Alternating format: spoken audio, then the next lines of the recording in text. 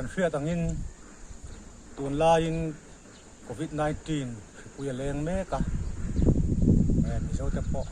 nei khi kan tam ta hle maya mi Covid-19 dolet tu hian kan taksa venghimtu khawl ṭihchak hi pawimawh em a pawimawh ber hialang chu engtin nge kan taksa venghimtu khawl chu kan ṭihchakang te ka pawimawh ta ni chu mai kan hriat tu chu Covid-19 hianin taksa venghimtu khawl chak to lo te nge abei na bera engti te hian hengmi te hianin an tuar na ber thin bokani kan thawang chu tin Covid-19 kan taksa venghimtu te kan taksa ṭihchak tu te hianin engemaw thil makle dang dai tak ti khera ngai lo ti hi hriela ama sabera chuanin mut thil that hi pawimawh ni achan chu mut kan tlak cham hian taksa venghimtu khawl chak lo tin in soi te pawh tha a hete kan in khunga kan om mai maya heng te hi a thalo kan om huna po chet tam a tha a in chung khura po nge kong rangin a in soi the ni pon chuak thera ngai lo in kusin fai heli chu soi tam ngai lo kan thera kanga tui sik in tam pawimawh em boka a chan chu tui ri tlak cham na hi hian taksa venghimtu khawl a ṭihchak lo ani tin tui hi chu ni tin kan mamaw ani a kan taksa pum pui hian tui amaw bok ani tin ni eng hnuai om te po hi kan taksa hian angeya tin he ni eng atang hianin ni zung atangin vitamin D kan hmuwa vitamin D hi kan taksa venghimtu khawl ṭihchak tura vitamin pawimawh em ani boka in abik takin zingkara da ange minute som ni vel ni enga om te hi athapi kani in rilro ha dam te po hi taksa venghimtu khawl ṭihchak tu hian alo pawimawh khop maya enge lau thon na hli rakha te enge thil ngai tu tlut rilro ha na te heng te hianin kan taksa hi lo khol dai maya kan taksa venghimtu khawl chak lo tial the ani in kan hriat thuang in rui lo ina satte zuit na satte zugle muam te heng te po hian kan taksa venghimtu khawl chak lo boka in chothai hi enge kan taksa venghimtu khawl ṭihchak na hian apawimawh em maya chotha kan ei lo chuan kan taksa in amamo atachama taksamamo tlak chamna chuanin taksa venghimtu khawl chak lo na a thlen ha mai thin ani tin hei CCC vela te damdoi te an sem thina vitamin C te tin vitamin A te zinc te pon sem thina heng te hi kan taksa venghimtu khawl chak tur vek ani a kan taksa venghimtu khawl ṭihchak tura vitamin pawimawh zual te chu chena ka sian do kan vitamin C vitamin A vitamin D e baka calcium zinc copper in iron heng te po hi pawimawh le zela iron tlak cham po hianin taksa venghimtu khawl hi a chak lo tin hei thoha te po kan nei ma in vitamin A cho kan hriat angin hei kan hmu thena lai bre chu carrot ania thingfang ma te man kan hmu a in ei pa ang chi ate po tin hei theile thlai hring te hi ei tamila enge kan taksa mamo vitamin frang te le minerals te hi akim bek maya in vitamin C te po hei ka amu te kan sem thina pawimawh je kan hria a tun laya thihai atama thihai te hi ni tin eila at khan pa vitamin C ai angai lo re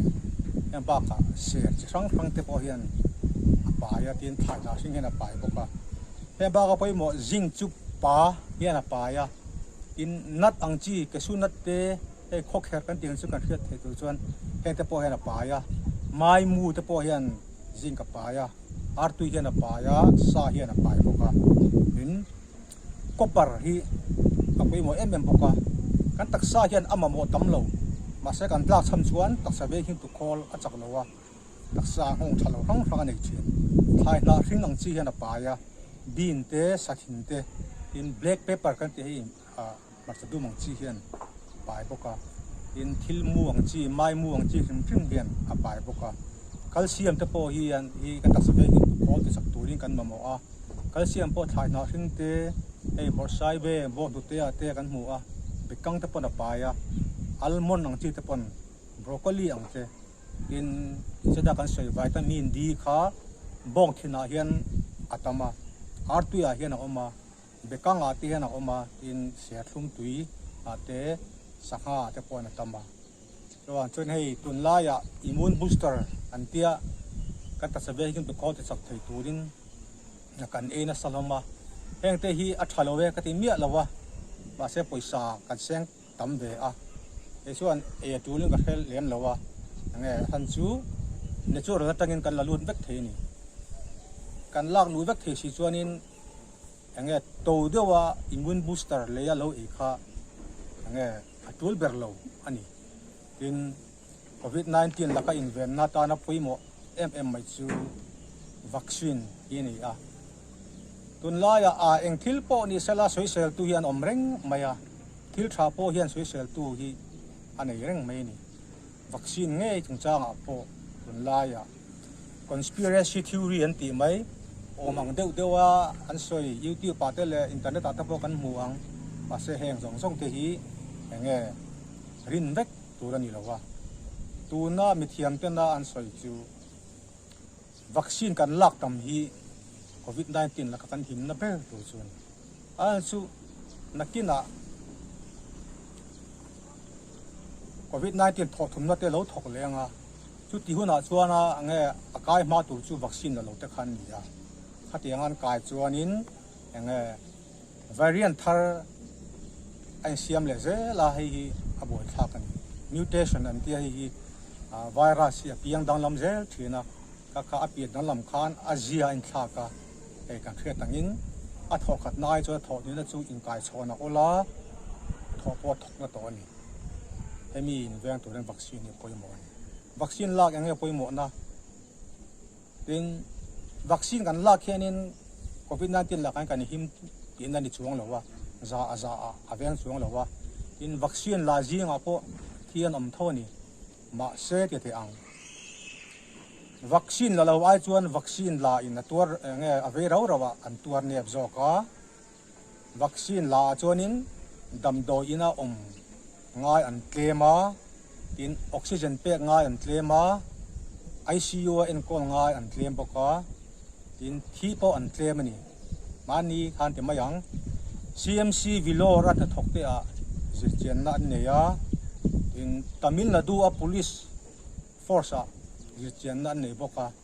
tuna kan talan ta kan khanin vaccine ange la ain la lo a kai an tama damdo ina ngai an tama oxygen pek ngai an tama ICU an ngai an tama ange thi pon tamani chuwang in vaccine lak lo ain vaccine lak hi ahim hle a chuwang ronin ai tunla hianin